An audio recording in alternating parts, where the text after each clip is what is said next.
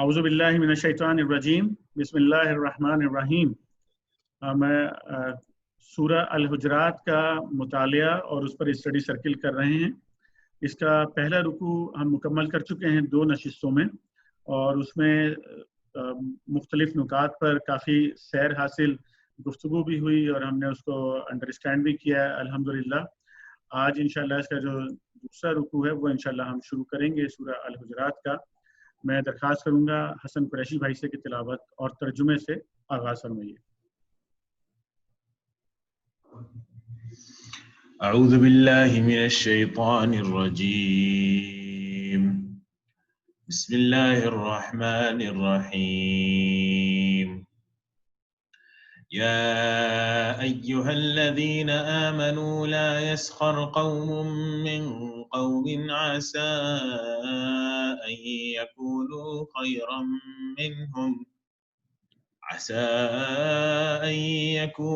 خيرا منهم ولا نساء من نساء عسى أن يكن خيرا منهن ولا تلمزوا أنفسكم ولا تنابزوا بالألقاب، بئس الاسم الفسوق بعد الإيمان ومن لم يتب فأولئك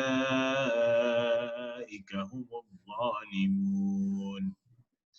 يا أيها الذين آمنوا اجتنبوا كثيرا من الظن إن بعد الظن إثم ولا تجسسوا ولا يغتب بعضكم بعضا أيحب أحدكم أن يأكل لحم أخيه ميتا فكرهتموه واتقوا الله إن الله تواب رحيم۔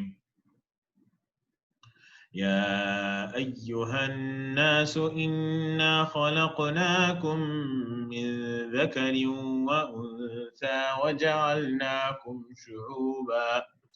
وجعلناكم شعوبا وقبائل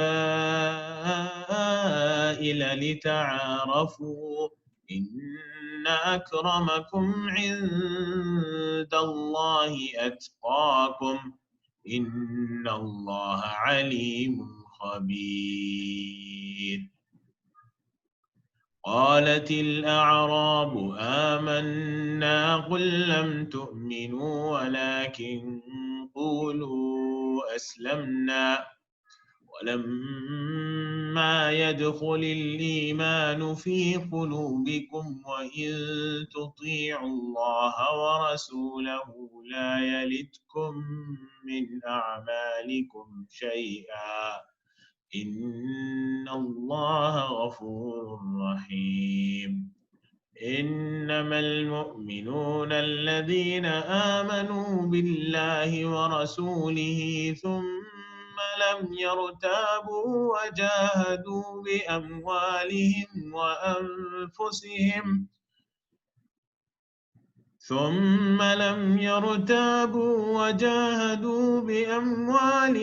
وأنفسهم في سبيل الله أولئك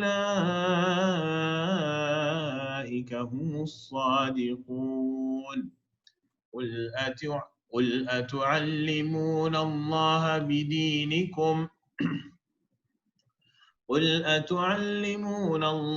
بدينكم والله يعلم ما في السماوات وما في الأرض والله بكل شيء عليم۔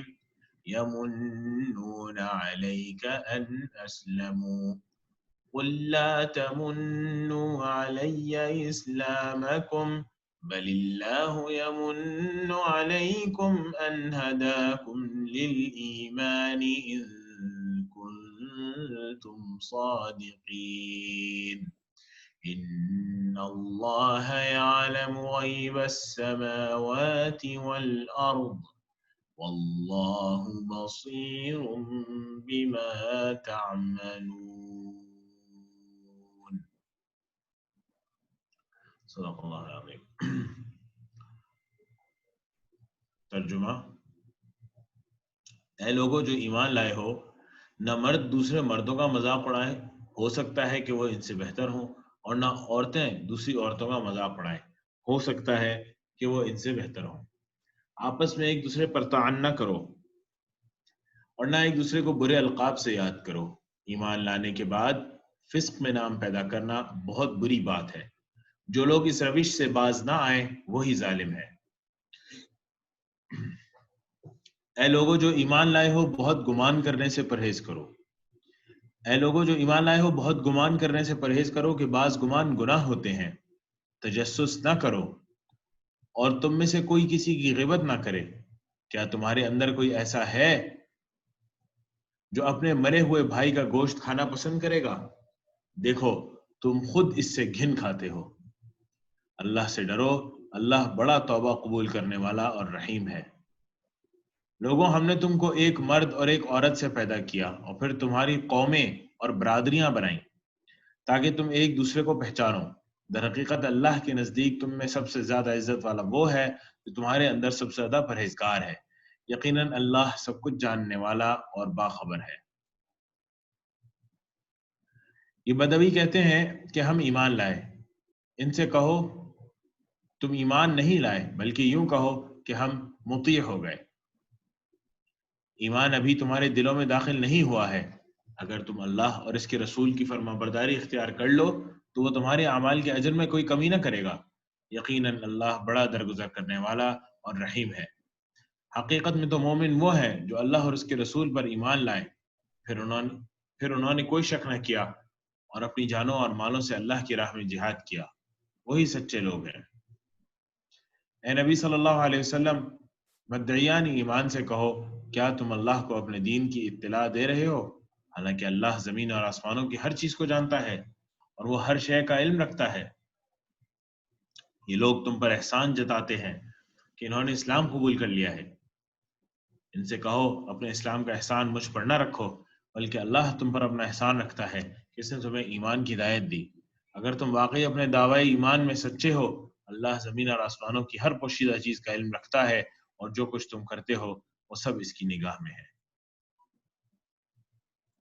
جزاک اللہ خیر حسن بھائی، بہت شکریہ آپ کا۔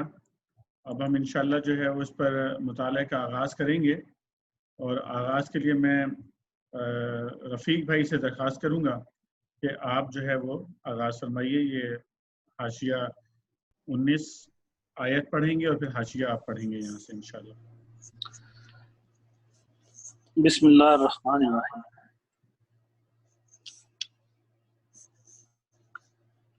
اے لوگوں جو ایمان لائے ہو، نہ مرد دوسرے مردوں کا مذاق اڑائیں، ہو سکتا ہے کہ وہ ان سے بہتر ہوں، اور نہ عورتیں دوسری عورتوں کا مذاق اڑائیں، ہو سکتا ہے کہ وہ ان سے بہتر ہوں۔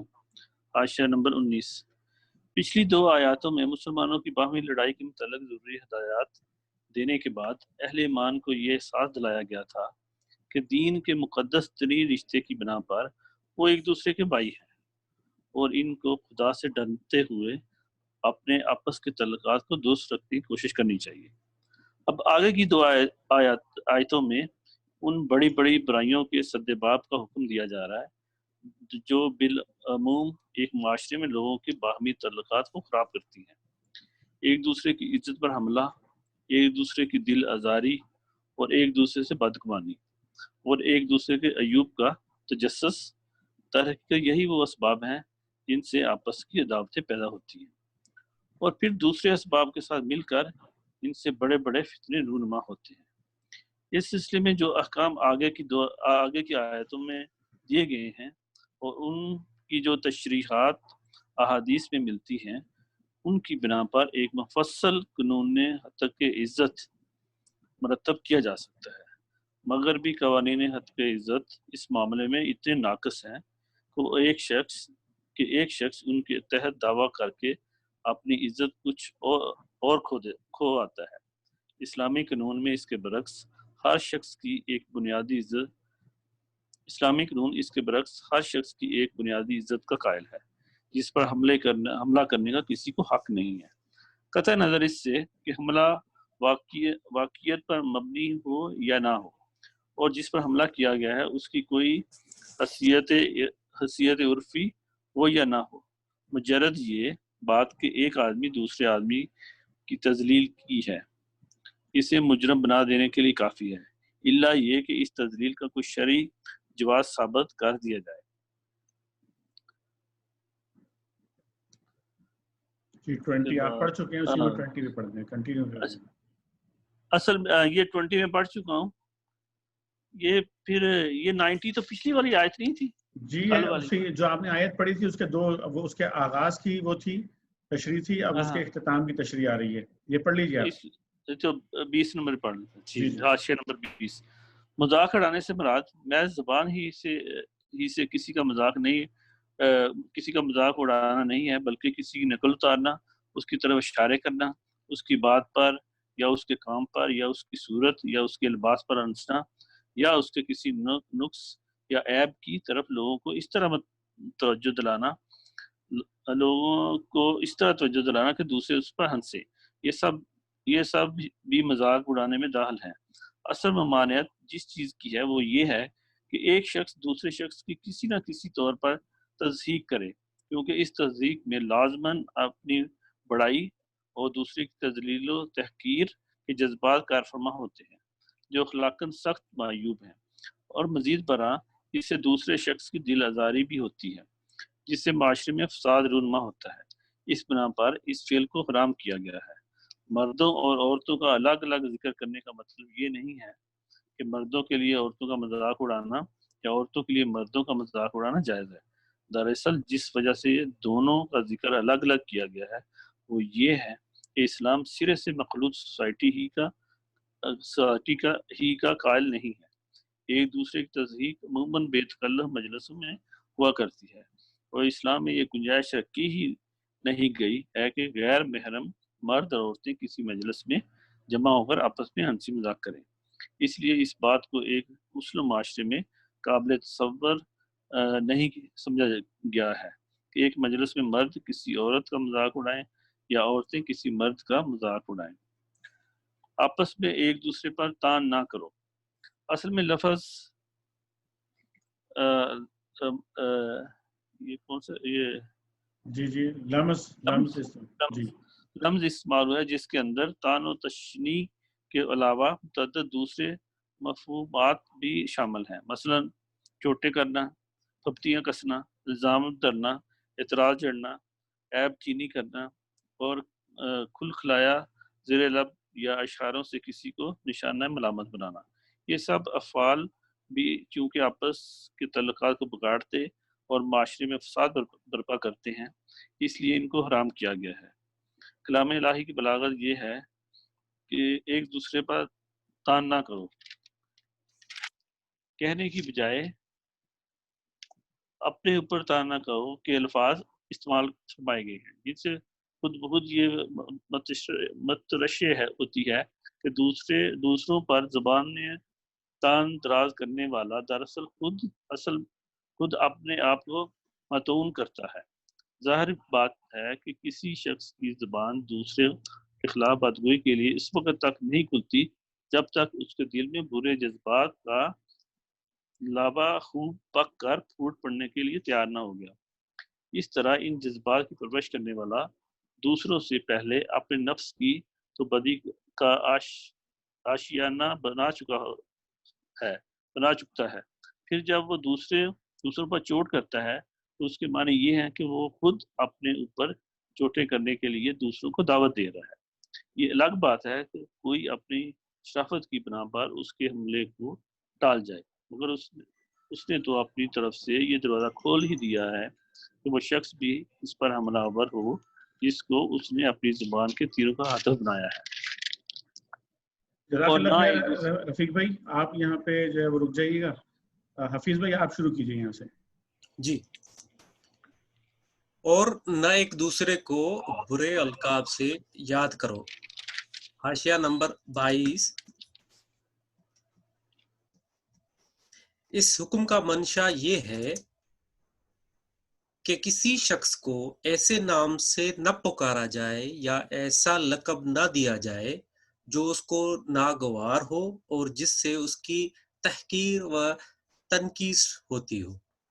मसलन किसी को फासिक या मुनाफिक कहना, किसी को लंगड़ा या अंधा या काना कहना, किसी को उसके अपने या उसके माँ बाप या खानदान के किसी ऐब या नुक्स से मुल्कब कहना करना, किसी को मुसलमान हो जाने के बाद उसके साबिक मजहब की बिना पर यहूदी या नसरानी कहना, किसी शख्स या खानदान या बिरादरी या ग्रोह का ऐसा नाम रख देना जो उसकी मुजम्मत और तजलील का पहलू रखता हो।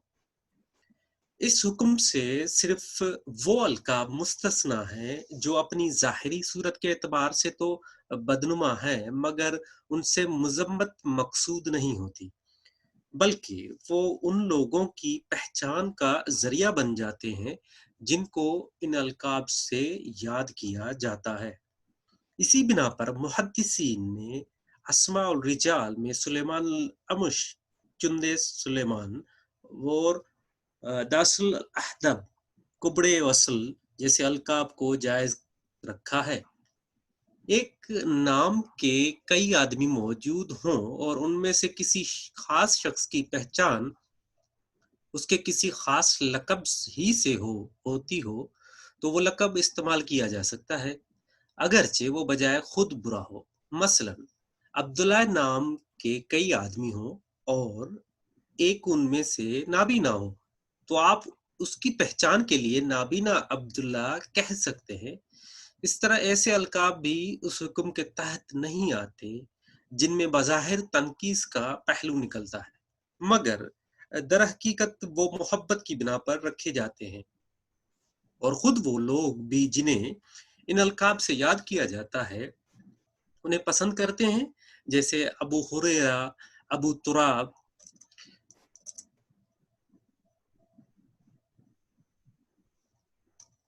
ईमान लाने के बाद फस्क में नाम पैदा करना बहुत बुरी बात है। हाशिया नंबर 23। यानी एक मोमिन के लिए ये बात सख्त शर्मनाक है कि मोमिन होने के बावजूद वो बदज़बानी और शुहदपन में नाम पैदा करे। एक काफिर अगर इस लिहाज से मशहूर हो कि वो लोगों का मजाक खूब उड़ाता है या फुप्तियां खूब कसता है या बुरे बुरे नाम खूब तजवीज करता है, तो ये इंसानियत के लिहाज से ख्वाह अच्छी शोहरत ना हो, कम अज कम उसके कुफ्र को तो जेब देती है।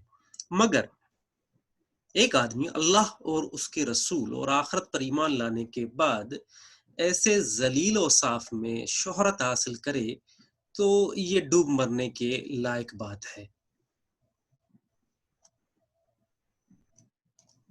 जो लोग इस रवश से बाज न आए वो ही जालिम है। ए लोगो जो ईमान लाए हो बहुत गुमान करने से परहेज करो कि बाज गुमान गुनाह होते हैं, तजस्सुस ना करो। हाशिया नंबर 24-25। मुतलकन गुमान करने से नहीं रोका गया, बल्कि बहुत ज्यादा गुमान से काम लेने और हर तरह के गुमान की पैरवी करने से मना फरमाया गया है। और इसकी वजह ये बताई गई है कि बाज गुमान गुनाह होते हैं। इस हुक्म को समझने के लिए हमें तज्जिया करके देखना चाहिए कि गुमान की कितनी किस्में हैं और एक की इखलाकी हैसियत क्या है। एक किस्म का गुमान वो है जो इखलाक की निगाह में निहायत पसंदीदा और दीन की नज़र में मतलूब और महमूद है। मसलन अल्लाह और उसके रसूल और अहले ईमान से नेक गुमान और उन लोगों के साथ हुस्न ज़न जिनसे आदमी का मेल जोल हो और जिनके मुतल्लिक बदगुमानी करने की कोई माकूल वजह ना हो। दूसरी किस्म का गुमान वो है जिससे काम लेने के सिवा अमली जिंदगी में कोई चारा नहीं है। मसलन अदालत में इसके बगैर काम नहीं चल सकता कि जो शहादतें हाकिम अदालत के सामने पेश हों उनको जांच करदा गालिब गुमान की बिना पर फैसला करे। کیونکہ معاملہ کی حقیقت کا براہ راست علم اس کو نہیں ہو سکتا، اور شہادتوں کی بنیاد پر جو رائے قائم ہوتی ہے وہ زیادہ تر یقین پر نہیں بلکہ ظن غالب پر مبنی ہوتی ہے۔ اس طرح بکثرت معاملات میں جہاں کوئی نہ کوئی فیصلہ کرنا ضروری ہوتا ہے اور حقیقت کا علم حاصل ہونا ممکن نہیں ہوتا، انسان کے لیے گمان کی بنیاد پر ایک رائے قائم کرنے کے سوا کوئی چارہ نہیں ہے۔ گمان کی ایک تیسری قسم وہ ہے جو اگرچہ ہے تو بدگمانی مگر جائز نوعیت کی ہے اور اس کا شمار گناہ میں نہیں ہو سکتا۔ مثلا کسی شخص یا گروہ کی سیرت و کردار میں یا اس کے معاملات اور طور طریقوں میں ایسی واضح علامات پائی جاتی ہوں جن کی بنا پر وہ حسن ظن کا مستحق نہ ہو اور اس سے بدگمانی کرنے کے لیے معقول وجہ موجود ہو، ایسی حالت میں شریعت کا مطالبہ یہ ہرگز نہیں ہے کہ آدمی سادہ لوہی برت کر ضرور اس سے حسن ظن ہی رکھے، لیکن اس جائز بدگمانی کی آخری حد یہ ہے کہ اس کی امکانی شر سے بچنے کے لیے بس احتیاط سے کام لینے پر اکتفا کیا جائے، اس سے آگے بڑھ کر محض گمان کی بنا پر اس کے خلاف کوئی کارروائی کر بیٹھنا درست نہیں ہے۔ چوتھی قسم کا گمان جو در حقیقت گناہ ہے وہ یہ ہے کہ آدمی کسی شخص سے بلا سبب بدگمانی کرے یا دوسروں کے متعلق رائے قائم کرنے میں ہمیشہ بدگمانی ہی سے ابتدا کیا کرے، یا ایسے لوگوں کے معاملے میں بدظنی سے کام لے جن کا ظاہر حال یہ بتا رہا ہو کہ وہ نیک اور شریف ہے۔ اس طرح یہ بات بھی گناہ ہے کہ ایک شخص کے کسی قول یا فعل میں برائی اور بھلائی کا یکساں احتمال ہو اور ہم محض سوء ظن سے کام لے کر اس کو برائی ہی پر محمول کریں۔ مثلا کوئی بھلا آدمی کسی محفل سے اٹھتے ہوئے اپنے جوتے کے بجائے کسی اور کا جوتا اٹھا لے اور ہم یہ رائے قائم کر لیں کہ ضرور اس نے جوتا چرانے ہی کی نیت سے یہ حرکت کی، حالانکہ یہ فعل بھولے سے بھی ہو سکتا ہے اور اچھے احتمال کو چھوڑ کر برے احتمال کو اختیار کرنے کی کوئی وجہ بدگمانی کے سوا نہیں ہے۔ اس سے تجزیے سے یہ بات واضح ہو جاتی ہے کہ گمان بجائے خود کوئی ممنوع چیز نہیں ہے بلکہ بعض حالات میں وہ پسندیدہ ہے، بعض حالات میں ناگزیر ہے اور بعض حالات میں ایک حد تک جائز اور اس سے آگے ناجائز ہے، اور بعض حالات میں بالکل ہی ناجائز ہے۔ سیاست بنا پر یہ نہیں فرمایا گیا کہ گمان سے یا بدگمانی سے مطلقاً پرہیز کرو، بلکہ فرمایا یہ گیا ہے کہ بہت زیادہ گمان کرنے سے پرہیز کرو۔ پھر حکم کا منشا واضح کرنے کے لیے مزید بات یہ فرمائی گئی ہے کہ بعض گمان گناہ ہوتے ہیں۔ اس تنبیہ سے خود بخود یہ نتیجہ نکلتا ہے کہ جب کبھی آدمی گمان کی بنا پر کوئی رائے قائم کر رہا ہو یا کسی اقدام کا فیصلہ کرنے لگے تو اسے اچھی طرح جانچ تول کر یہ دیکھ لینا چاہیے کہ میں جو گمان کر رہا ہوں کہیں وہ گناہ تو نہیں ہے، کیا فی الواقع اس گمان کی ضرورت ہے، کیا اس گمان کے لیے میرے پاس معقول وجوہ ہے، کیا اس گمان پر یہ جو طرز عمل میں اختیار کر رہا ہوں وہ جائز ہے۔ یہ احتیاط لازماً ہر وہ شخص کرے گا جو خدا سے ڈرتا ہو۔ اپنے گمان کو متعلق العنان بنا کر رکھنا صرف ان لوگوں کا کام ہے جو خدا سے بے خوف اور آخرت کی باز پرس سے بے فکر ہے۔ جزاک اللہ خیر حفیظ بھائی کے بعد میں رضا بھائی سے درخواست کروں گا کہ جو اگلا ہے تجسس نہ کرو، اس کی تشریح آپ پڑھیں، حاشیہ نمبر 25۔ بسم اللہ الرحمن الرحیم۔ تجسس نہ کرو، 25 نمبر، یعنی لوگوں کے راز نہ ٹٹولو، ایک دوسرے کے عیب نہ تلاش کرو، دوسروں کے حالات اور معاملات کی ٹوہ نہ لگاتے پھرو۔ یہ حرکت خواہ بدگمانی کی بنا پر کی جائے یا بدنیتی سے کسی کو نقصان پہنچانے کی خاطر کی جائے یا محض اپنا استعجاب کیوریوسٹی دور کرنے کے لیے کی جائے، ہر حال میں شرعاً ممنوع ہے۔ ایک مومن کا کام یہ نہیں ہے کہ دوسروں کے جن حالات پر پردہ پڑا ہوا ہے ان کی کھوج کرید کرے اور پردے کے پیچھے جھانک کر یہ معلوم کرنے کی کوشش کرے کہ کس میں کیا عیب ہے اور کس کی کون سی کمزوریاں چھپی ہوئی ہیں۔ لوگوں کے نجی خطوط پڑھنا، دو آدمیوں کی باتیں کان لگا کر سننا، ہمسایوں کے گھر میں جھانکنا اور مختلف طریقوں سے دوسروں کی خانگی زندگی یا ان کے ذاتی معاملات کی ٹٹول کرنا ایک بڑی بد اخلاقی ہے، جس سے طرح طرح کے فساد رونما ہوتے ہیں۔ اسی لیے نبی کریم صلی اللہ علیہ وسلم نے ایک مرتبہ اپنے خطبہ میں تجسس کرنے والوں کے لیے فرمایا، ترجمہ ہے، اے لوگو جو زبان سے ایمان لے آئے ہو مگر ابھی تمہارے دلوں میں ایمان نہیں اترا ہے، مسلمانوں کے پوشیدہ حالات کی کھوج نہ لگایا کرو، کیونکہ جو شخص مسلمانوں کے عیوب ڈھونڈنے کے درپے ہوگا اللہ اس کے عیوب کے درپے ہو جائے گا، اور اللہ جس کے درپے ہو جائے اسے اس کے گھر میں رسوا کر کے چھوڑتا ہے۔ تم حضرت معاویہ کہتے ہیں کہ میں نے خود رسول اللہ صلی اللہ علیہ وسلم کو یہ فرماتے سنا ہے، تم اگر لوگوں کے مخفی حالات معلوم کرنے کے درپے ہوگے تو ان کو بگاڑ دو گے یا کم از کم بگاڑ کے قریب پہنچا دو گے۔ ابو داؤد کی ہے۔ ایک اور حدیث میں حضور صلی اللہ علیہ وسلم کا ارشاد ہے، جب کسی شخص کے متعلق تمہیں کوئی برا گمان ہو جائے تو اس کی تحقیق نہ کرو۔ ایک اور حدیث میں آپ نے فرمایا، جس نے کسی کا کوئی مخفی عیب دیکھ لیا اور اس پر پردہ ڈال دیا تو یہ ایسا ہے جیسے کسی نے ایک زندہ گاڑی ہوئی بچی کو موت سے بچا لیا۔ تجسس کی ممانعت کا یہ حکم صرف افراد ہی کے لیے نہیں بلکہ اسلامی حکومت کے لیے بھی ہے۔ شریعت نے نہیں عن المنکر کا جو فریضہ حکومت کے سپرد کیا ہے، اس کا یہ تقاضا نہیں ہے کہ وہ جاسوسی کا ایک نظام قائم کر کے لوگوں کی چھپی ہوئی برائیاں ڈھونڈ کر نکالے اور ان پر سزا دے، بلکہ اسے صرف ان برائیوں کے خلاف طاقت استعمال کرنی چاہیے جو ظاہر ہو جائیں۔ رہیں مخفی خرابیاں تو ان کی اصلاح کا راستہ جاسوسی نہیں ہے بلکہ تعلیم، وعظ و تلقین، عوام کی اجتماعی تربیت اور ایک پاکیزہ معاشرتی ماحول پیدا کرنے کی کوشش ہے۔ اس سلسلے میں حضرت عمر کا یہ واقعہ بہت سبق آموز ہے کہ ایک مرتبہ رات کے وقت آپ نے ایک شخص کی آواز سنی جو اپنے گھر میں گا رہا تھا۔ آپ کو شک گزرا اور دیوار پر چڑھ گئے، دیکھا وہاں شراب بھی موجود ہے اور ایک عورت بھی۔ آپ نے پکار کر کہا، اے دشمن خدا، کیا تو نے یہ سمجھ رکھا ہے کہ تو اللہ کی نافرمانی کرے گا اور اللہ تیرا پردہ فاش نہ کرے گا؟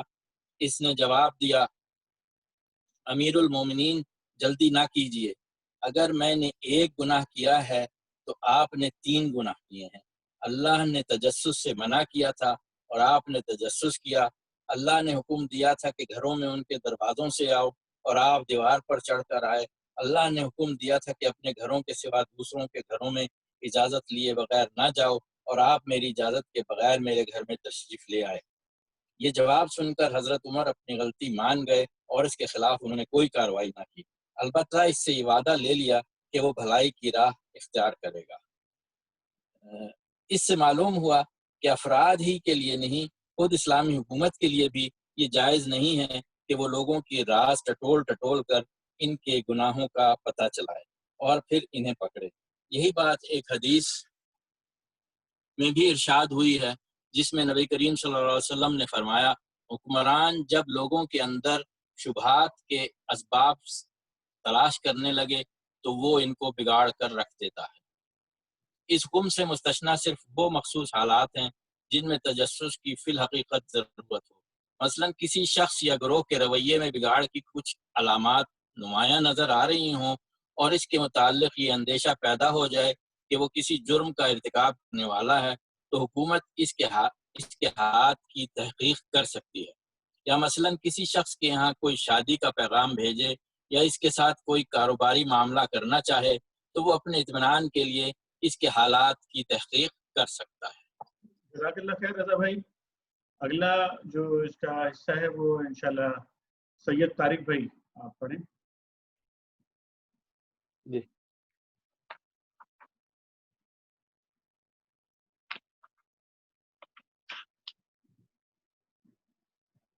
اور تم میں سے کوئی کسی کی غیبت نہ کرے۔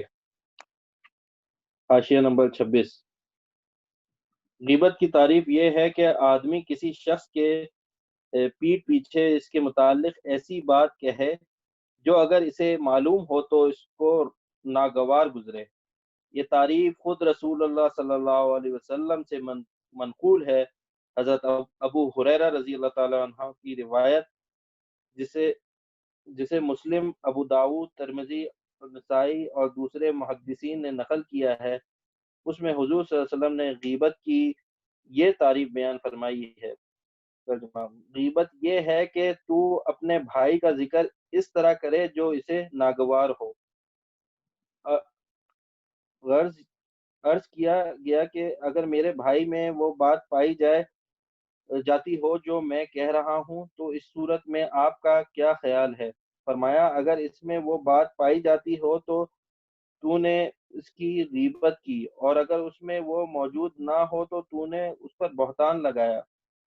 ایک دوسری روایت جو امام مالک نے موطا میں حضرت مطلب بن عبداللہ سے نقل کی ہے، اس کے الفاظ یہ ہیں: ایک شخص نے رسول اللہ صلی اللہ علیہ وسلم سے پوچھا غیبت کیا ہے؟ آپ صلی اللہ علیہ وسلم نے فرمایا یہ کہ تو کسی شخص کا ذکر اس طرح کرے کہ وہ سنے تو اسے ناگوار ہو۔ اس نے عرض کیا یا رسول اللہ صلی اللہ علیہ وسلم، اللہ اگرچہ میری بات حق ہو۔ آپ صلی اللہ علیہ وسلم نے جواب دیا اگر تیری بات باطل ہو تو یہی چیز پھر بہتان ہے۔ ان ارشادات سے معلوم ہوا کہ کسی شخص کے خلاف اس کے پیچھے جھوٹا الزام لگانا بہتان ہے، اور اس کے واقعی عیوب بیان کرنا غیبت ہے۔ یہ فعل خواہ صریح الفاظ میں کیا جائے یا اشارہ اور کنایہ میں بہر صورت حرام ہے۔ اس طرح یہ فعل خواہ آدمی کی زندگی میں کیا جائے یا اس کے مرنے کے بعد، دونوں صورتوں میں اس کی حرمت یکساں ہے۔ ابو داؤد کی روایت ہے کہ معاذ بن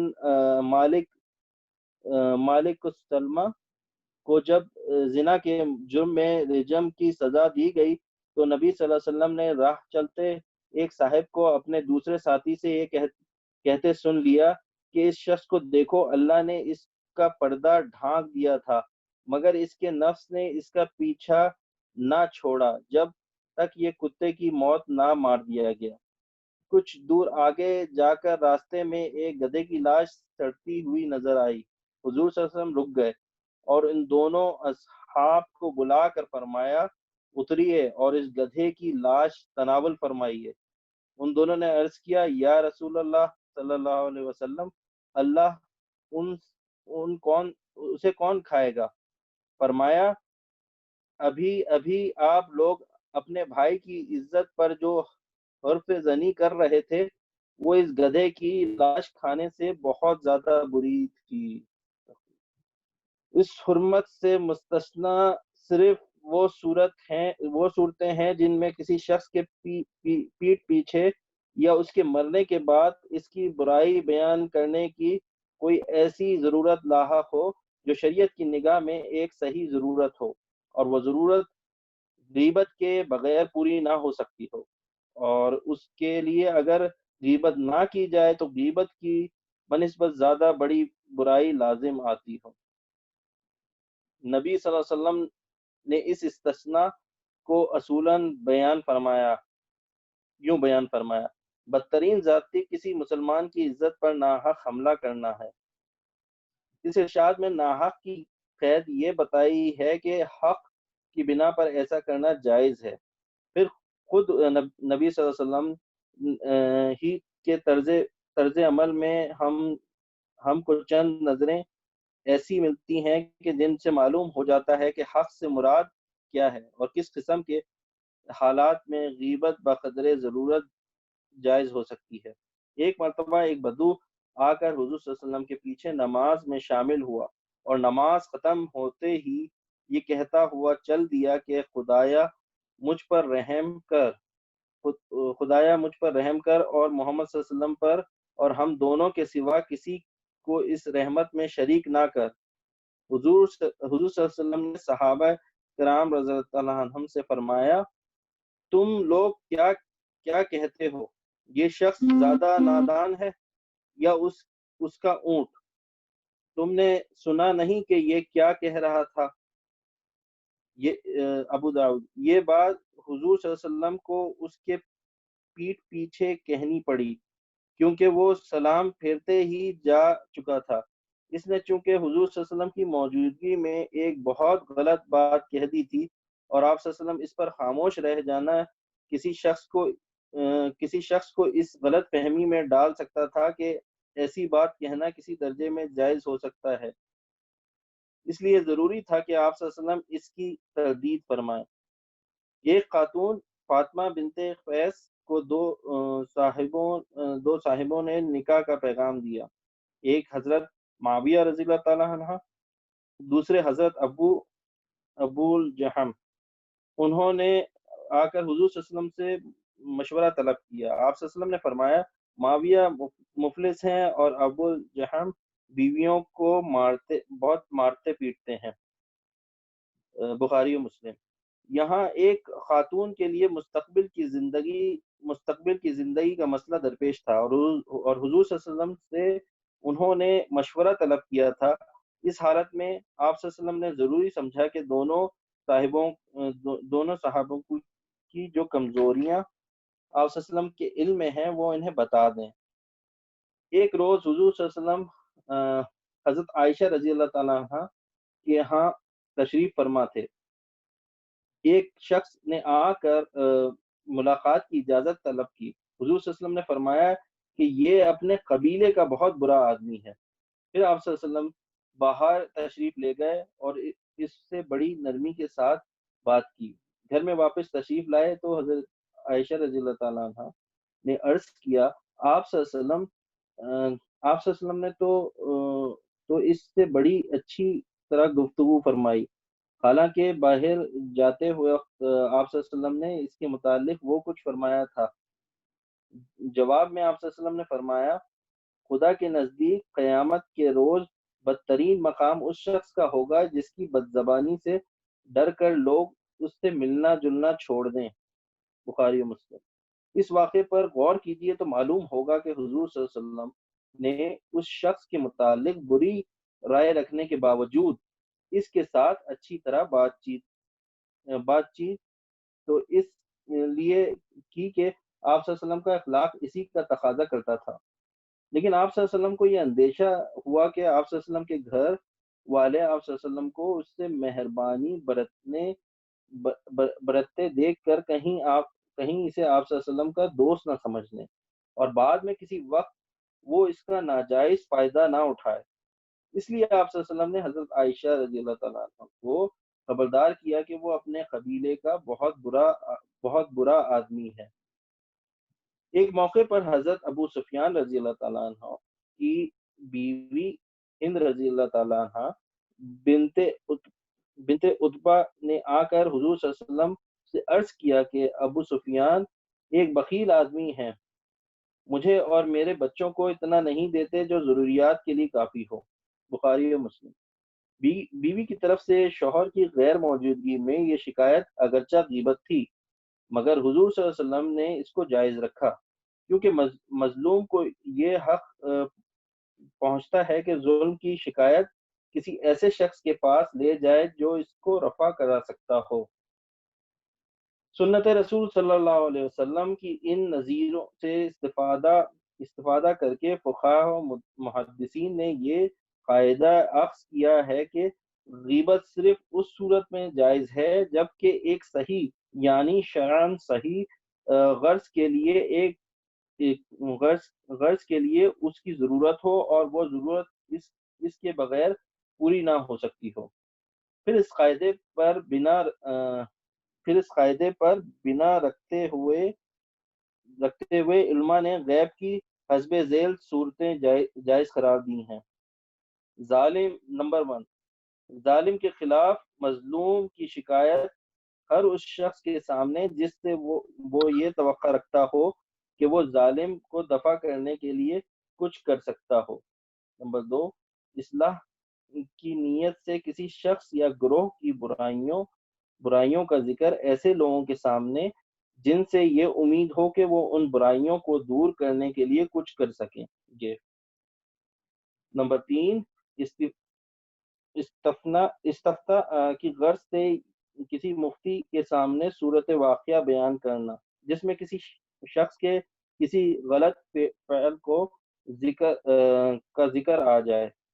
نمبر 4، لوگوں کا کسی شخص یا اشخاص کے شر سے خبردار کرنا تاکہ وہ اس کے نقصان سے بچ سکیں، مثلا راویوں، گواہوں اور مصنفین کی کمزوریاں بیان کرنا بالاتفاق جائز ہی نہیں واجب ہے، کیونکہ اس کے بغیر شریعت کو غلط روایتوں کی اشاعت سے، عدالتوں کو بے انصافی سے اور عوام یا طالبان علم کو گمراہیوں سے بچانا ممکن نہیں ہے۔ یا مثلا کوئی شخص کسی سے شادی بیاہ کا رشتہ کرنا چاہتا ہو، یا کسی کے پڑوس میں مکان لینا چاہتا ہو، یا کسی سے شرکت کا معاملہ کرنا چاہتا ہو، یا کسی کو اپنی امانت سونپنا چاہتا ہو اور آپ سے مشورہ لے، تو آپ کے لیے واجب ہے کہ اس کا عیب و ثواب اسے بتا دیں تاکہ نوافیت میں وہ دھوکہ نہ کھائے۔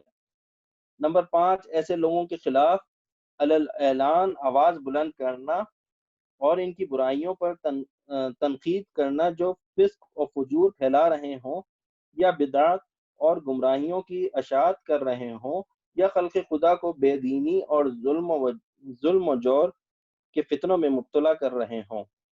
نمبر 6، جو لوگ کسی برے لقب سے اس قدر مشہور ہو چکے ہوں کہ وہ اس لقب کے سوا کسی اور لقب سے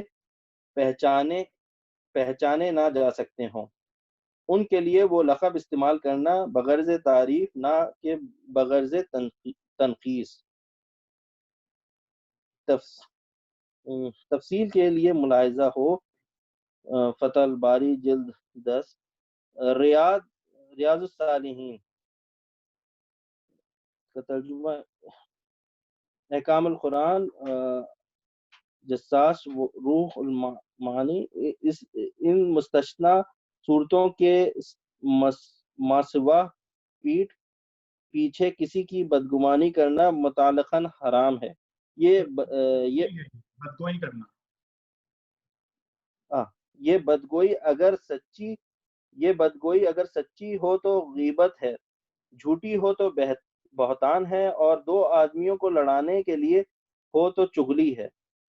شریعت ان تینوں چیزوں کو حرام کرتی ہے۔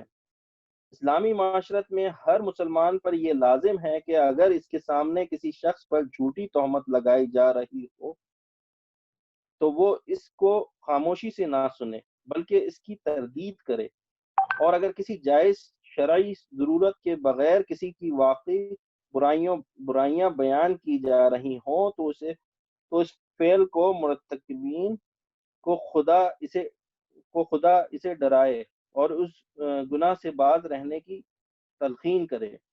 نبی صلی اللہ علیہ وسلم کا ارشاد ہے کہ اگر کوئی شخص کسی مسلمان کی حمایت ایسے موقع پر نہیں کرتا جہاں اس کی تذلیل کی جا رہی ہو اور اس کی عزت پر حملہ کیا جا رہا ہو، تو اللہ تعالیٰ بھی اس کی حمایت ایسے مواقع پر نہیں کرتا جہاں وہ اللہ کی مدد کا خواہاں ہو۔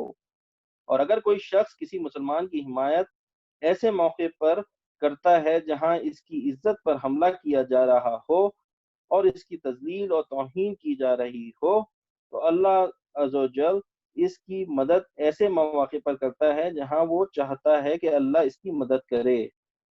رہا غیبت کرنے والا، تو جس وقت بھی اسے احساس ہو جائے کہ وہ اس گناہ کا ارتکاب کر رہا ہے یا کر چکا ہے، اس کا پہلا فرض یہ ہے کہ اللہ سے توبہ کرے اور اس حرام فعل سے رک جائے۔ اس کے بعد دوسرا فرض اس پر یہ عائد ہوتا ہے کہ حتی الامکان اس کی تلافی کرے۔ اگر اس نے کسی مرے ہوئے آدمی کی غیبت کی ہو تو اس کے حق میں کثرت سے دعائے مغفرت کرے۔ اگر کسی زندہ آدمی کی غیبت کی ہو اور وہ خلاف واقعہ بھی ہو تو ان لوگوں کے سامنے اس کی تردید کرے جن کے سامنے وہ پہلے یہ بہتان تراشی کر چکا ہے، اور اگر سچی غیبت کی ہو تو آئندہ پھر کبھی اس کی برائی نہ کرے اور اس شخص سے معافی مانگے جس کی اس نے برائی کی تھی۔ علماء کا ایک گروہ کہتا ہے کہ معافی صرف اس صورت میں مانگنی چاہیے جب کہ اس شخص کو اس کا علم ہو چکا ہو، ورنہ صرف توبہ پر اکتفا کرنا چاہیے، کیونکہ اگر وہ شخص بے خبر اور غیبت کرنے والا معافی مانگنے کی خاطر اسے جا کر یہ بتائے کہ میں نے تیری غیبت کی تھی تو یہ چیز اس کے لیے اذیت کی موجب ہوگی۔ جزاک اللہ خیر طارق بھائی، بہت تفصیل سے ہمارے سامنے جو ہے وہ غیبت کے حوالے سے پورا ڈسکشن آیا ہے۔ یہ بھی کنٹینیو کرے گا جو اگلا حاشیہ ہے 27 اس پر بھی۔ تو آج کی جو ہماری نشست ہے اس میں جو ابھی تک ہم نے مطالعہ کیا ہے اس پر ہم بات کریں گے، نکات پر، اور غیبت والا جو ہمارا پارٹ ہوگا اس کو ہم جو ہے وہ چھوڑ دیں گے، اس پر آج ڈسکس نہیں کریں گے کیونکہ اس کا دوسرا حصہ بھی ہم کل انشاءاللہ اس کا مطالعہ کریں گے۔ آج بھی جو مطالعہ تفصیل سے ہوا ہے ہمارے سامنے، کیونکہ یہ کافی زیادہ ایک تفصیل کا محتاج ہے اور اس پر بہت سارے سوالات ہیں، بہت ساری چیزیں ہیں جو انڈرسٹینڈ کرنے کی ہیں، تو اس لیے انشاءاللہ اس پر جو ڈسکشن ہے وہ ہم کل کریں گے۔ اس سے پہلے جو نکات ہم نے جو ہے پڑھے ہیں آج، ان پر ابھی ہم تبادلہ خیال کریں گے تھوڑی دیر کے بعد، لیکن اس سے قبل جو ہے وہ اب ہم جو آج ہم نے مطالعہ کیا ہے اس پر آپ جو ہے نا بھائی، جو آپ کے لیے فورم اوپن ہے، یہاں سے اگر پوائنٹ وائز جو ہے اس پہ اپنی جو آپ کی انڈرسٹینڈنگ بنی ہے مطالعہ کرنے کے بعد وہ اگر آپ پیش کریں مختصراً تو انشاءاللہ جو ہے نا بہت اچھا ہوگا۔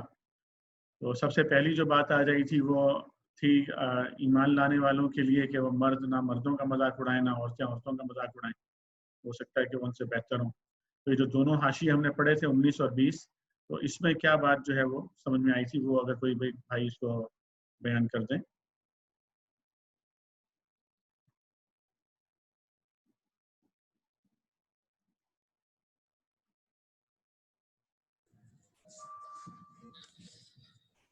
بسم اللہ الرحمن الرحیم۔ مذاق اڑانے کا اس میں یہ ہے کہ جو مذاق دوسرے کا اڑا رہا ہوتا ہے اصل میں وہ دو چیزوں کا ارتکاب کر رہا ہوتا ہے۔ ایک تو وہ دوسرے کو حقیر سمجھ رہا ہوتا ہے جو کہ ایک الگ سے بہت بری برائی ہے، اور دوسرا وہ اپنا ایک کبر بھی شو کر رہا ہو کہ میں تم سے بہتر ہوں۔ اور اس میں حدیث بھی ہے کہ اگر کسی کے دل میں رائی کے برابر بھی کبر ہوگا تو وہ جنت میں نہیں جائے گا۔ تو یہ دونوں چیزیں جو ہیں وہ اس وقت وہ اس کا ارتکاب کر رہا ہوتا ہے۔ تو اس لیے پھر اس کے بعد مردوں کے ساتھ اور عورتوں دونوں کی الگ الگ بات کی کہ وہ ابھی ہم نے پڑھا، تو اس کا وہ اس لیے تھا کہ اسلام جو ہے وہ یہ ایکسپیکٹ ہی نہیں کرتا کہ مرد اور عورت کہیں اکٹھے بیٹھے ہوں اور ایک دوسرے کا مذاق اڑا رہے ہوں، تو اس لیے دونوں کا الگ الگ ذکر کیا کہ مرد مردوں کا مذاق نہ اڑائیں اور عورتیں عورتوں کا مذاق نہ اڑائیں۔ اور مذاق اڑانے سے کیا مراد ہے؟ مذاق اڑانے سے وہ کسی کی تحقیق کرنا، اس کی ظاہری حالت کا کوئی نقص بیان کرنا، اس کا لقب ڈال دینا، نقل اتارنا، اشارے کرنا، لباس پر ہنسنا، یہ نقص یا کوئی عیب اس طرف تو لوگوں کی توجہ دلانا کہ وہ لوگ ہنسے مذاق اڑائیں اس کا، یہ ساری چیزیں اس میں شامل ہیں۔ طارق بھائی نے بڑا اچھا اس کا جو ہے وہ تجزیہ ہمارے سامنے پیش کر دیا ہے کہ اس کے اندر جو ہے بنیادی طور پر اپنی بڑائی اور دوسرے کی تحقیر، یہ ایک جو ہے نا اس کے اندر جو نفسیاتی جو کیفیت ہوتی ہے وہ یہ ہوتی ہے کہ انسان کے اندر چھپا ہوا ایک تکبر، غرور، کبر ہوتا ہے جس میں وہ اپنی بڑائی شو کرنے کے لیے دوسرے کو حقیر کسی طریقے سے جو ہے وہ شو کروانا چاہ رہا ہوتا ہے، تو یہ چیز ہوتی ہے جو کہ مذاق اڑانے کا باعث بنتی ہے۔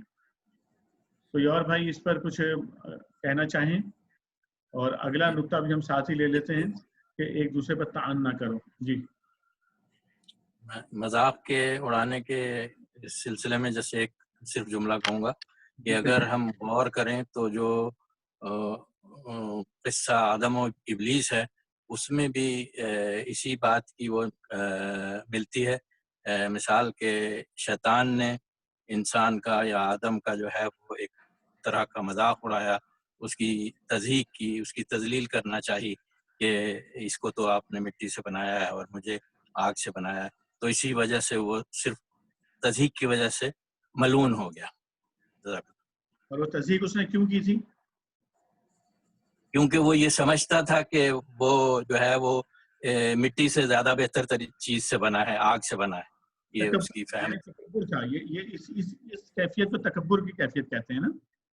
जी जी ठीक, यानी मुतकब्बिर था कि मैं बड़ा हूँ ये छोटा है और मैं आला हूँ ये जो है अदना है। ठीक है, बिल्कुल, जज़ाकल्लाह खैर। कोई दूसरे नुक्ते पर कोई भाई बात करेंगे? आपस में एक दूसरे पर तान ना करो, तानेबाजी ना करो।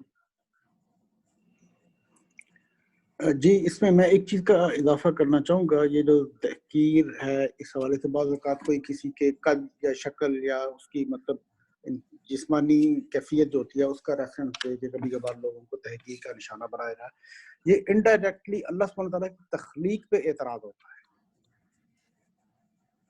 है। वो मतलब एक इंतहा दर्जे की यानी वो बेइकरामी है अल्लाह सुब्हानहू तआला की ज़ात की इटसेल्फ।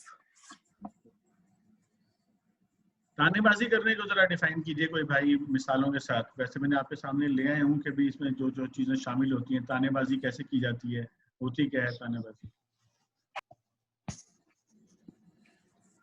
लिखा है चोटें करना, फब्तियां कसना, इल्जाम धरना, एतराज जड़ना, ऐब चीनी करना या खुल्लम खुल्ला ज़ेरे लब या इशारों से किसी को निशाना मुलामत बनाना, ये सारी चीजें इसमें। कोई प्रैक्टिकल मिसाल इसकी दे सकते हैं?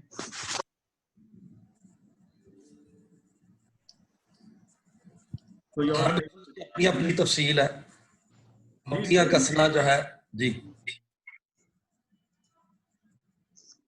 और उर्फ़े आम मतलब जो अमूमी तौर पर जो सोसाइटी में होता है, जिस तरह घरों में, खानदानों में, जिसकी बुनियाद पर झगड़े स्टार्ट होते हैं, दोस्तों में, करीब के लोगों में, पड़ोसियों में, ये वही चीजें हैं ना सारी जिनके बुनियाद पर झगड़े स्टार्ट होते हैं। तो कोई इसकी प्रैक्टिकल कोई चीज, कोई अमूमी आम रोजमर्रा जिंदगी से कोई बात, कोई मिसाल दे सकते हैं इसकी?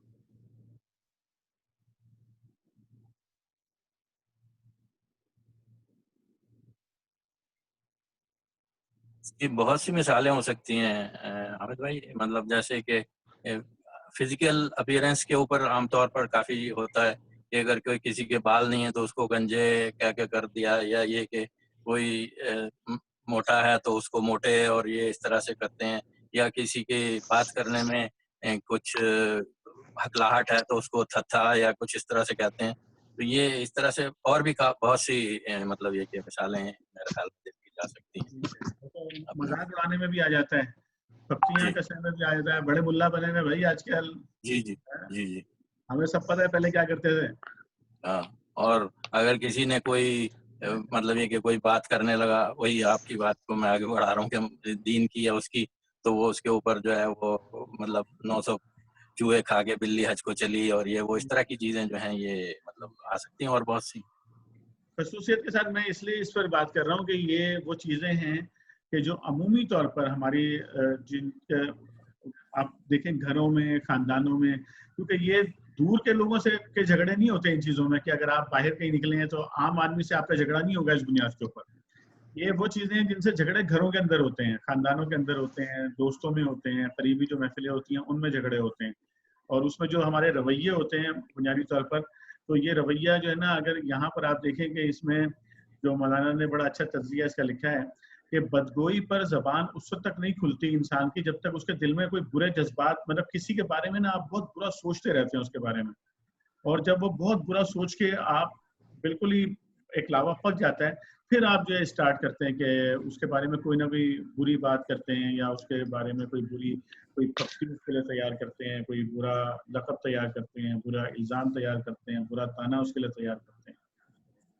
कोई और भाई इस पर बात करना चाहते हैं? इस पे एक नॉर्मली यानी छोटी छोटी असल चीज ये है कि ये बिल्कुल छोटे से बबूले से इस तरह के जैसे जैसे होते हैं ना, आगे बड़े हो जाते हैं। जैसे जैसे छोटी सी फुंसी हो गई, उसको आप आहिस्ता आहिस्ता वो अंदर लावा पक रहा हो, जैसे किसी कम खास करके कंबाइंड फैमिलीज में बच्चों को यानी भांजो भतीजियों को यानी दूसरा कोई कहता है तो उसकी वालदा या उसको बुरा लगता है, यानी उसको आप कुछ अल्फाज दे रहे हो, या इवन बड़ी खतरनाक बात ये होती है कि इवन वालदेन खास करके नौजवान जब अभी बेरोजगारी की कैफे से हो गए तो वो कहते हैं आ भाई लाट साहब आ गए, बेरोजगार मियाँ कोई मिला रोजगार, यानी इट मेक्स देम फील, यानी एक बढ़ता जाता है। हालांकि तो ये यानी छोटी छोटी सी बहुत ही बारीक सी होती है, लेकिन ये जो चोट लगाती हैं वो बड़े दिल में लगती हैं, लिंक्स को मजबूत। हाँ, यही मैं चाह रहा हूँ कि वो जो प्रैक्टिकल चीजें आए सामने, ताकि उसकी वजह से जो प्रॉब्लम्स होती हैं, आप देखते हैं कि बाज़ औक़ात ये होता है कि हम लोग गलत फहमियों गलत तरीका इख्तियार करते हुए घरों में यहाँ तक तानो तशनी पहुँच जाती है कि क्योंकि ये डायरेक्ट दिल पे असर करती है जाके, तो लोग खुदकुशियाँ करने को भी तैयार हो जाते हैं बाज़ औक़ात, जिस तरह जिसकी तरफ हफीज़ भाई ने तवज्जो दिलाई है, तो ये बहुत ही खतरनाक इसके जो है ना नताइज जो है और एक दूसरी बात, आपकी बात को मैं यूं बढ़ा दूं कि ये एज जो होती है ना बड़ी खतरनाक होती है, एफएससी के बाद वाली और ये मैट्रिक एफएससी वाली एज जो होती है ना, ये एक खास करके नौजवान लड़के लड़कियां बेलगाम घोड़े की तरह होती हैं, और उनको एक आपको वालिदैन को डेफिनेटली हर वालिद के ऊपर वालिदैन के ऊपर ये कि उनको आप उनके दोस्त बने, उनके यानी आप डेफिनेटली वो पॉजिटिवली आप सोच रहे हो, लेकिन वो जो अल्फाज होते हैं बड़े खतरनाक होते हैं। बिल्कुल ठीक, जज़ाकल्लाह खैर। ये दैट्स द थिंग, मैं इस तरफ चाह रहा था कि प्रैक्टिकल चीजें आए ताकि हमें जो प्रैक्टिकल लेसन है अपने लिए वो यहाँ से हासिल हो। बड़े अच्छा आपने जो है ना वो मिसाल के साथ बात की है, बहुत ही अच्छी बात की। तो इसमें दूसरा नुक्ता आ रहा है बुरे अलकाब से याद करना। तो बुरे अलकाब बुनियादी तौर पर ये चीजें एक दूसरे से मिली जुली हुई हैं सारी की सारी, तो बुरे अलकाब से याद करना का क्या मतलब है? ये खास करके बचपन की चीजें बड़ी खतरनाक हद तक लड़कों बंदों के साथ चल रही होती है, इवन जवानी तक डड्डू मन्नू एक निक नेम्स लाइक वो चल रहे होते हैं, जिनसे इरिटेशन बंदे को साथ चल रही होती है कि उससे जान कैसे छुड़ाए। अच्छा, क्या ये हमेशा ऐसा ही होता है? यानी लकब रखना किसी का वाकई मतलब कि बिल्कुल लकब रखना ही नहीं चाहिए, मतलब ये एट ऑल लकब रखना बुरी बात है? नहीं, depends the condition the situation. जैसे एक प्रैक्टिकल उन्होंने कहा था कि अगर 5-4 जैसे सेम नेम के हैं तो वो एक यार वो वाला बंदा यार जो झुक के नहीं और टपक के चलता है वो वाला बंदा, वो अब्दुल्ला है, या वो यानी अगर डिफरेंशिएट करना हो तो। कोई मिसाल देंगे कोई आप, सज्जाद भाई या रफीक भाई या कोई और भाई जो है, कोई मिसाल देंगे बुरे अलकाब, क्योंकि इसमें जो बात आ रही है उसमें।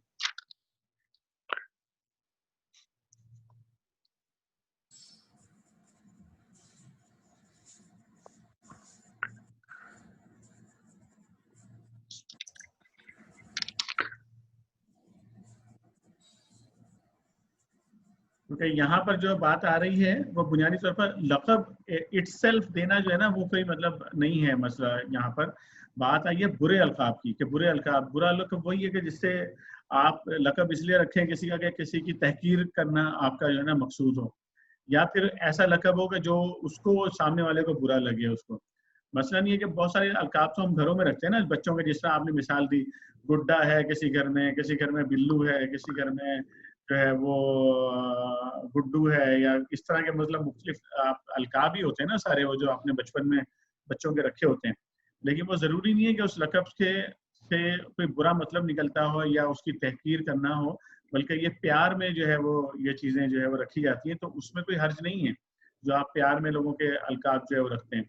लेकिन अगर किसी का लक़ब ऐसा आप रखते हैं कि जिससे उसको चिढ़ होती है या उसको तकलीफ होती है या उसकी तहकीर होती है, या लोगों के सामने अगर उसका वो लक़ब वो लिया जाए तो जो है वो फिर उसको बहुत बुरा महसूस होता है। तो ऐसे अलकाब जो है ना वो रखना या ऐसे अलकाब से लोगों को पुकारना जो है ना वो इस ज़मीन के अंदर आ जाता है। अगला जो नुक्ता हमने पढ़ा वो था फिस्क में नाम पैदा करने का। फिस्क में नाम पैदा करने का क्या मतलब था?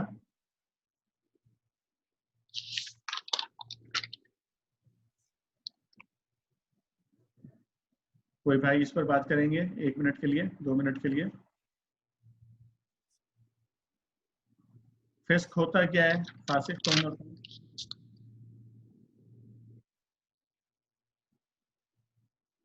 यानी वो जो फराइज को छोड़ता है और जो गुनाहों का इर्तिकाब करता है।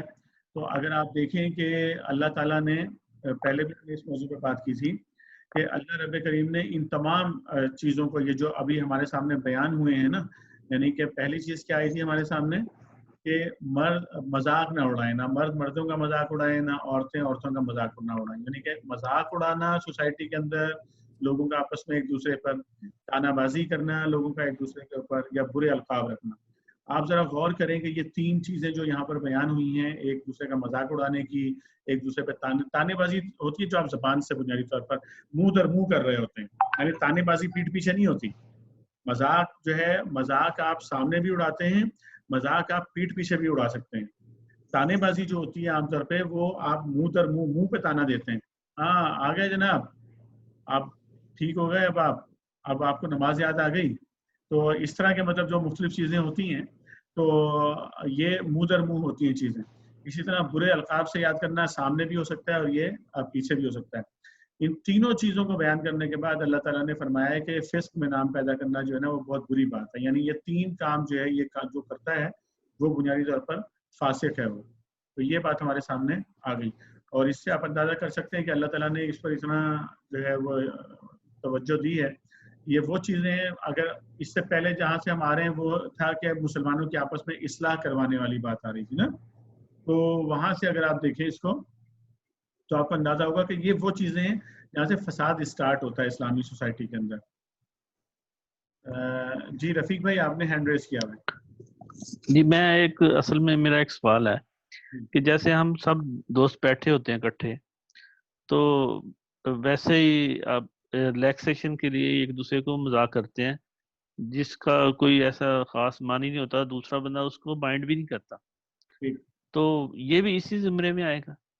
देखिए ना, बात तो वही आ रही है ना कि तहकीर वाली बात आ रही है कि अगर उसकी तहकीर हो रही है सामने वाले की, वरना सामने वाला वो माइंड नहीं कर रहा, वही मैं कह रहा हूँ, माइंड वो इसको एज ए मजाक ही ले रहा है। हाँ, अगर तहकीर नहीं हो रही है तो फिर जाहिर है कि तहकीर नहीं हो रही है और सब जो है आपस में एक दूसरे के साथ खुश मिजाजी के साथ कुछ गुफ्तगू कर रहे हैं और खुश मिजाजी में जो ये चीज़ें कर रहे हैं, तो वो ये चीज़ें ना हम खुद भी समझ सकते हैं इन चीज़ों को। इसीलिए अल्लाह ताला ने जो यहाँ पे फरमाया है कि भाई, और जो हमने उसकी तशरीह में पढ़ा है कि अगर आप किबर की वजह से कर रहे हैं, तहकीर की वजह से कर रहे हैं, उसको तानेबाजी कर रहे हैं, या उसको जो है वो सोसाइटी में नक्कू बनाने के लिए अगर आप उसको कर रहे हैं और वो उसको चीज़ों को वो महसूस कर रहा है बुरा, तब ये चीज़ बुरी होगी। और अगर जिस तरह से दोस्तों की महफिल में, भाइयों की महफिल में, घरों में बैठकर लोग एक दूसरे के साथ खुशगप्पियाँ करते हैं ना, खुशगप्पियाँ इस नहीं आती हैं। मैं सब कुछ कहना चाह रहा हूँ इस हवाले से, इसी में कि नॉर्मली दोस्तों में अब यहाँ पे ये जो बात उन्होंने की है फिस्क के हवाले से, कि मौलाना साहब ने इसकी बड़ी अच्छी तशरीह दी है कि कोई ऐसा, यानी वो मशहूर हो गया, खास करके अगर आप देखें कि 4-5 दोस्त 6 हो, यार उसको बुलाओ जरा, वो जो है ना वो बड़ा हंसी मजाक करता है, वो जरा हंसाता है सबको। अगर उस महफिल में और देखा गया है, इवन हंस रहे होते हैं लेकिन एक दूसरे का मजाक उड़ रहा होता है, दिल में चुभती है, आप करें ना करें बात, यानी अगर आपने मजाकन भी एक दूसरे का मजाक उड़ाया, उस पे नाम रखे, तो वो बात हंस रहे होते हैं लेकिन वो दिल में रहता है इंसान के कि यार अब मजाक, किसी एक का मजाक उड़ाया 4 हंसेंगे, बहुत कम देखा गया है, बहुत कम। जी सही बात है। इस हवाले से हो आजकल की महफिल में, वाला आलम मैं अपना एक्सपीरियंस तजुर्बा बता रहा हूँ कि बंदा फिर वो 4-5 में फिर वो उस दिन कहता है ना जाऊंगे यार, कल उन्होंने मेरे साथ बड़ी की, मतलब क्या बड़ी की का क्या मतलब दिल। तो ये भी इस्लाम जो सोसाइटी, वो जो घर बना रहा है इस्लाम, ये अब ईंट के साथ ईंट जोड़ रहा है। पहले एक ये सूरह हुजरात ने इसको मैंने पढ़ा होगा, लेकिन आज लगता है कि मैंने इसको शायद फर्स्ट टाइम पढ़ा है। इट मेक्स मी फील कि यार ये समथिंग, यार ये यानी ये पहले आपको एक सिस्टम बता रहा है इस्लाम कि इस तरह एक मुल्क किस तरह चलेगा, इस तरह एक अब घर की ईंट किस तरह होगी, आप एक दूसरे से जुड़ेंगे कैसे, उसमें ये छोटी छोटी चीजें, हालांकि हम हक बजाने बोलते हैं कि वालिद जो कह रहा है वो हक बजाने में, लेकिन देयर इज लिमिटेशंस। तो दोस्त जो होते हैं, जिगरी यार है यार, इसका तो कोई मैं दिल पे रखता ही नहीं। कैसे नहीं रखते हो यार, तुम भी इंसान हो वो भी इंसान है, दिल में लगती है चोट, कैसे नहीं लगती? तो वो जी फिर हामिद आप भाई, बहुत सॉरी खूबसूरत बात जी ये है आप कंटिन्यू रखें। जी जी अगर आपकी बात खत्म होगी तो मैं एक और बात मेरे ज़हन में आई है। जी रफीक भाई। ये जो हम अब बैठते हैं पार्टियों, जो सियासी पार्टियां हैं, हमारी हुकूमत है, या हम उनके लीडरों के खिलाफ बैठ के बातें करते हैं, ये गीबत में आती है? ये गीबत का जब डिस्कशन करेंगे ना उसमें आएगा, इसीलिए मैंने कहा अच्छा कि ये सॉरी, अच्छा वो आ गया, सॉरी गीबत सॉरी है, सॉरी, ठीक है, हो गया, ठीक। क्योंकि उस पर इस तरह के बहुत सारे सवालात आएंगे। आज जी हम जी जो है जी, वो ठीक गुमान हो गया, मैं समझ। गुमान और तजस्सुस तक रखेंगे, क्योंकि हमने सवा 10 का टाइम जी रखा हुआ है। बल्कि इसको गुमान पे हम स्टॉप कर देंगे, तजस्सुस भी हम कल कर लेंगे, ठीक है ना? तो ठीक है। गुमान पे बात कर लें भाई, अगर जो है 2-3 मिनट हमारे पास बाकी हैं तो इसमें आप जो है ना गुमान पे अगर जो है वो बात कर लें कोई भाई आप में से, कि गुमान क्या चीज़ होती है, कौन से गुमान जो है हमने वैसे तो हमने पढ़ी ली है, उसकी जो टाइप्स हैं गुमान की वो हमने आज पढ़ ली हैं, 4 टाइप्स जो हैं गुमान की। उसी को अगर जो हमने पढ़ा है इसी को अगर कोई भाई समराइज कर दें तो बड़ा अच्छा हो जाएगा।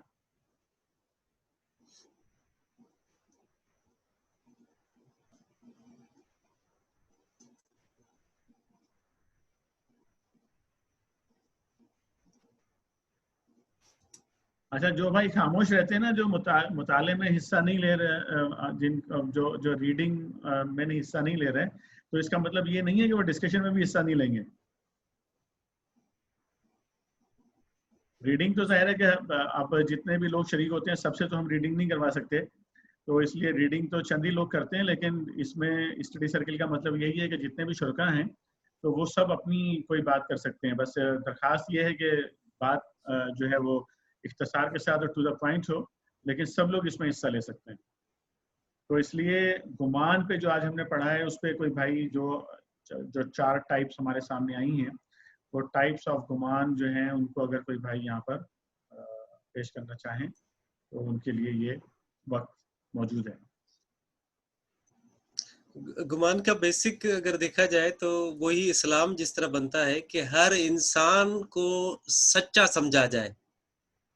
ठीक, बेसिक आपका ये है कि हर इंसान सच पे, जो इल्जाम लगाएगा उसको जस्टिफाई करना पड़ेगा, उसको सबूत पेश करना पड़ेगा, यानी अपनी सच्चाई की जस्टिफिकेशन उसे देनी नहीं है। तो हर किसी का गुमान पॉजिटिव रखो, और ये गुनाह की हद तक ना निकल जाओ, ऐसा कोई बुरा गुमान दिल में ना ले आओ। और इसके हवाले से जो जो किस्में पेश की गई हैं 1 2 3 4, उस पे अगर कोई बात करना चाहे तो वो ठीक। हाँ, इस पे वही जिसका पहली टाइप हमने देखी कि पहला गुमान ये होता है कि जो आप खुश गुमानी करते हैं। आप जो है एक आपका नेक गुमान होता है जिसे आप हुस्न जन कहते हैं, ठीक है ना? तो ये हुस्न जन रखना अच्छी बात है, यानी कि ये नहीं कहा गया कि हर गुमान बुरा है, बल्कि कहा गया बास गुमान गुनाह होते हैं।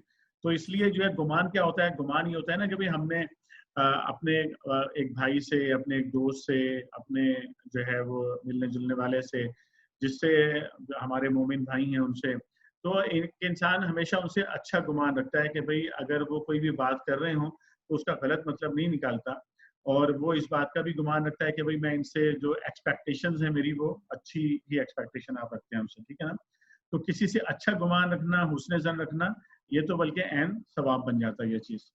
दूसरा जो गुमान हमने पढ़ा वो गुमान ये होता है कि जो जब आप चाहे आप फॉर्मल अदालत हो या आप इनफॉर्मल हो, जब आपको कोई फैसले करने होते हैं, फैसले करने के लिए जब आपके सामने शहादतें और फैक्ट्स आपके सामने पेश किए जाते हैं, तो फिर आपके पास हक्कुल यकीन और ऐनुल यकीन तो मौजूद नहीं होता। तो फिर आप उसकी बुनियाद पर एक राय कायम करते हैं, यानी वो भी आपकी जो राय होती है वो एक गुमान ही होता है ना आपका। आपने एविडेंस देखे, लोगों की बातें सुनी, उसकी बुनियाद पे एक डिसीजन लिया, तो वो जो आपकी राय है वो भी सॉर्ट ऑफ गुमान है वो।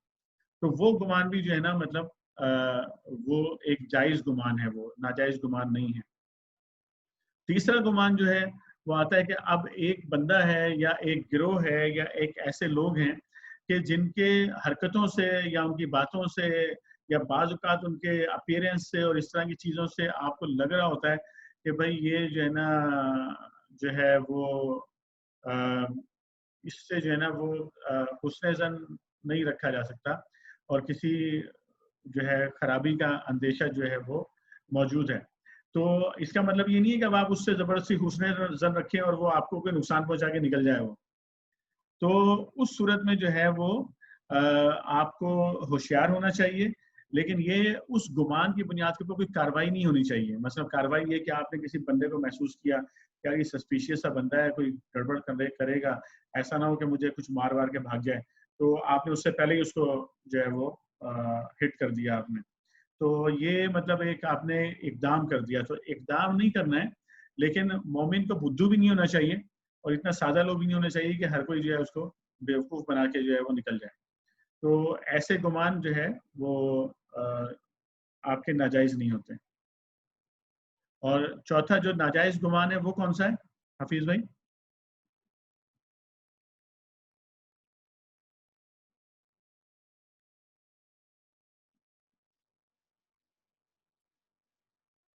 حفیظ بھائی آپ ہیں؟ ہلو جی، آواز آ رہی ہے؟ آپ کی آواز کٹ رہی تھی. ہلو آ رہی ہے، آپ کی آواز آ رہی ہے. چوتھا جو ناجائز گمان ہے اس کو ذرا آپ یہاں سے ڈیفائن کیجیے. ہاں، جو چوتھا در حقیقت جس کو ہم گناہ کی اس میں لے جاتے ہیں کہ کسی کے بارے میں ہم یہ سوچ رہے ہیں. یہ وہ بات ہے جو آپ نے کی تھی. جی، یعنی مثلاً اس میں یہ بھی آ جاتا ہے کہ نارملی جیسے ایک وہ بات بھی میں نے جو کی تھی، اور دوسری یہاں پہ اس طرح بھی مثال دے کر ڈیفائن کیا گیا ہے کہ غلط فہمی کا گمان بھی آ جاتا ہے دل میں. کہ جیسے انہوں نے مثال دی کہ نارملی ہم باہر نکلتے ہیں، جوتی نہیں دی، یار ایک تو منہ سے غلط الفاظ نکلتا ہے اور دوسرا دیکھے یار وہ لے گیا، حالانکہ دونوں کی جوتیاں ایک جیسی بھی ہو جاتی ہیں سم ٹائمز. اور ایج فیکٹر بھی ہوتا ہے، ایج کے حساب سے فیل بھی نہیں ہو رہا تھا بندے کو پیر میں کہ اپنی جوتی ہے یا دوسرے کی، اگر دونوں ہی ایک قسم کی ہوں. تو یہ بھی غالب امکان ہمارے دل میں رہنا چاہیے کہ یار غلطی سے بھی کوئی کر سکتا ہے، ہوا ہوگا. لیکن ہمارے دل میں تو ایک آ چکا ہے نا گمان، وہ نیگیٹو والا. یہاں پہ وہ بھی منع کیا گیا ہے کہ وہ بھی آپ ایسا گمان بھی، بدگمانی بھی نہ رکھیں. یعنی بنیادی طور پر جو رویہ ہمارا ہونا چاہیے وہ رویہ پازیٹیو ہونا چاہیے ٹوورڈز کہ بھائی بجائے اس کے کہ اسٹارٹ اس سے کریں. دیکھیں یہ ایک بہت بڑا ایشو ہے، میں بتاؤں آپ کو پاکستانی سوسائٹی میں، اور خاص طور پہ سوسائٹی میں آپ دیکھیں گے جو بزنس اور اس سے ریلیونٹ جو پھر ہر آدمی کا رویہ اسی سے جا کے بنتا ہے. تو لوگ نا اسٹارٹ ہی بدگمانی سے کرتے ہیں. یعنی آپ بات اسٹارٹ کریں، میں نے یہ تجربہ کر کے دیکھا ہے کہ آپ بات اسٹارٹ کریں، سامنے والا جو ہے وہ بہت دیر کے بعد جو ہے نا، مطلب جب کوئی پرابلمس ہو جاتی ہیں کھڑی اور بہت سارے ڈسکشن، اچھا تو میں سمجھا یار آپ ایسے ہی بول رہے ہیں. یعنی یہ جو سینٹینس ہوتا ہے، یہ سینٹینس بہت ہی خطرناک ہے. میں سمجھا کہ آپ ایسے ہی بول رہے ہیں، یعنی اس کا مطلب ہے کہ وہ مجھے جھوٹا سمجھ رہا تھا ابھی تک، جب تک کہ میں نے اس کو جو ہے وہ کسی دوسرے طریقے سے اس کو جو ہے وہ مجبور نہیں کر دیا کہ وہ میری بات کو سنے یا میری بات کو سمجھے. تو اس لیے سوسائٹی میں جو رویہ بننا چاہیے نا، وہ پازیٹیو تھنکنگ کا ہونا چاہیے. اور پازیٹیو تھنکنگ یہ ہے کہ آپ سب کے بارے میں جو ہے اچھا گمان رکھیں، انٹل انلیس کہ وہ ثابت کر دے کہ مطلب کہ وہ جو ہے وہ آپ کو اس سے اچھا گمان نہیں رکھنا چاہیے. یا جو کنڈیشن پہلے میں نے آپ کے سامنے پیش کی ہے کہ وہ آپ کو ایسی کنڈیشن نظر آ رہی ہو، تو اس صورت میں پھر آپ جو ہے نا اس صورت میں بھی آپ اقدام نہیں کریں گے. تو اینی وے گمان سے میں آپ کو تھوڑا سا ایک اس میں ایک جملہ ایک پلس کر دوں کہ ہم نے پریکٹیکلی طور پہ یہ 10 بندوں میں ایون کیا کہ ایک جملہ لکھ کے دکھایا دوسرے کو کہ اب بجائے 9 دوستوں میں، یعنی کہ کس نے کہا ہوگا، بلیو کرے وہ 99% یعنی کہ آپ کو بتا رہا ہوں کہ 10 کا 99% وہ ایک دوسرے کے بارے میں غلط رائے، یار یہ اس نے کہا ہوگا، حالانکہ وہ اس نے کہا ہی نہیں تھا. اب یہ بہت ہی پریکٹیکل آپ نے مثال دی ہے کہ یہ کتنی بڑی بدگمانی ہے کہ ہم ایزیوم کر لیتے ہیں کہ یار یہ مطلب یہ اسی بندے نے فلانے بندے نے بات کی ہوگی. تو اس لیے ہمیں یہ سیکھنا سکھانا ہے، خود بھی، گھروں میں بھی، سوسائٹی میں بھی، کہ بھائی آپ ان جنرل ہمیں پازیٹیو رویے رکھنے چاہیے. ان جنرل ہمیں یہ سمجھنا چاہیے کہ دوسرا جو سامنے والا ہے وہ جھوٹا نہیں ہے، وہ بددیانت نہیں ہے، وہ دھوکہ باز نہیں ہے. تو یہ جو ہوتا ہے یعنی ہر کسی کے بارے میں ایک اچھا گمان آپ رکھیں، اس سے ایک پازیٹیو سوسائٹی جو ہے وہ بلڈ ہوتی ہے. تو اپنا ڈسکشن رکھیں گے.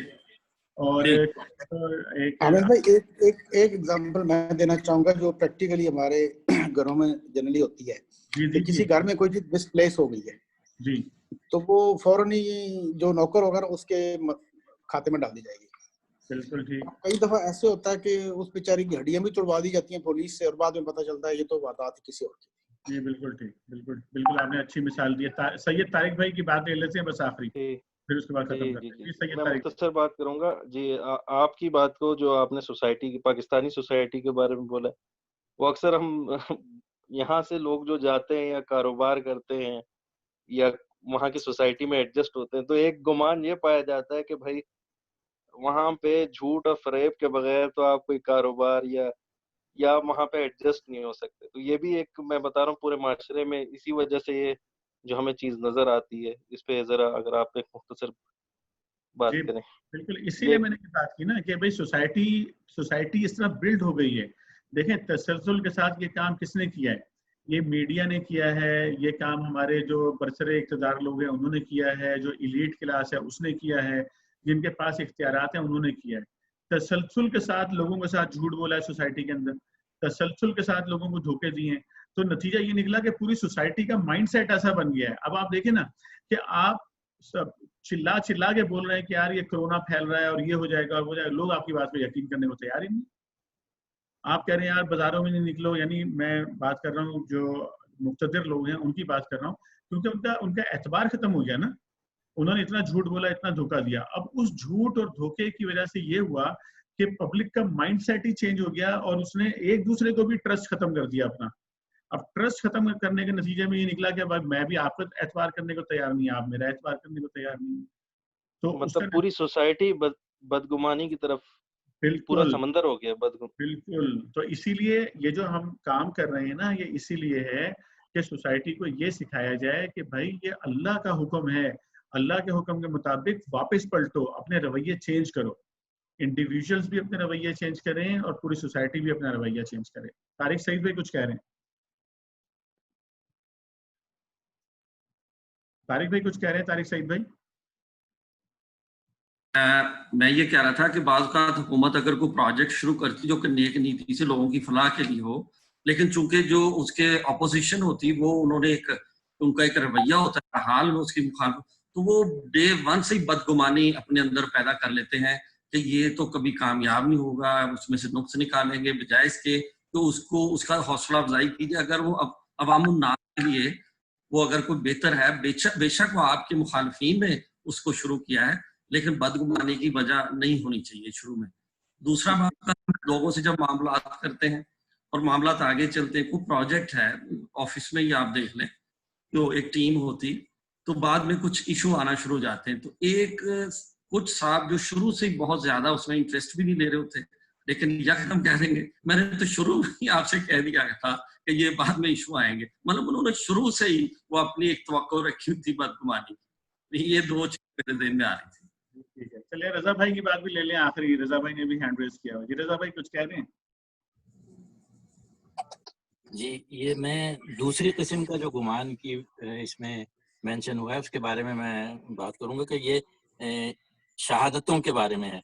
तो लेकिन ये शहादतें, तो अगर हम अदालत की बात करें तो क्या ये सिर्फ वही अदालतें हैं जो यानी कायम हैं इसमें अपने इंतज़ाम हुकूमत के तौर पर, वरना अगर देखा जाए तो अदालत तो तकरीबन हर वक्त हर जगह हर शख्स के साथ इनफरादी तौर पर भी और मतलब होती है। तो उसमें क्या ये शहादतों को जो है वो गुमान में शामिल किया जा सकता है? मैंने मतलब यही बात की थी ना, मैंने यही बात की थी कि ये सिर्फ फॉर्मल अदालतों के लिए नहीं है। फॉर्मल अदालत तो वो होती है ना जो हुकूमत ने बना रखी है। ये कहीं पर भी जहां पर भी आपको अदल का फैसला करना है, आपको घरों में करना होता है, बाज़ औक़ात बच्चों के दरमियान करना होता है, बाज़ औक़ात आपको घरानों की आपस की लड़ाई होती है, उसके दरमियान में आपने जो है ये सारी चीजें करनी होती हैं। तो जहां पर भी अदल का मामला है वहां पर ये चीज अप्लाई हो जाएगी। ठीक है ना? तो आज का हम नशीस यहाँ पर इंशाल्लाह इख्तिताम करेंगे और हमारी कोशिश ये हुआ करेगी रोजाना कि हमने तकरीबन इसका 75 मिनट का टाइम रखा है नशिस्त का कि 9 बजे से 10:15 बजे, क्योंकि इसमें डिस्कशन भी आ जाता है। और जिस तरह अभी आपने देखा जब डिस्कशन शुरू होता है तो उसमें मजा भी बहुत आ रहा होता है डिस्कशन के अंदर, और सब बात भी करना चाह रहे होते हैं। जब एक दफा स्टार्ट हो जाए सब सुनना भी चाह रहे होते हैं। तो खैर हमें कोई ना कोई तो कदगन एक लगानी पड़ेगी। تو ہم کوشش کریں گے کہ روزانہ کے 75 منٹ میں ہمارا یہ کام جو ہے 9 بجے سے 10:15 تک جو ہے وہ مکمل ہو جائے، اور اس کے بعد مطلب ہم موجود رہیں گے، لیکن یہ کہ فارمل اختتام کر دیں گے، اور پھر مزید ڈسکشن جو ہے وہ ہمارا انشاءاللہ اس میں جاری رہے گا۔ تو کل انشاءاللہ ہم جو ہے وہ تجسس اور غیبت، یہ 2 موضوعات کو لے کر انشاءاللہ کل بات کریں گے۔ تو کل تک کے لیے اجازت دیں، اللہ حافظ، وآخر دعوانا ان الحمدللہ رب العالمین۔ السلام بھائی علیکم۔ وعلیکم السلام ورحمۃ اللہ۔ 1 منٹ تھوڑا سا ذرا وہ کرنٹ سچویشن کے بارے میں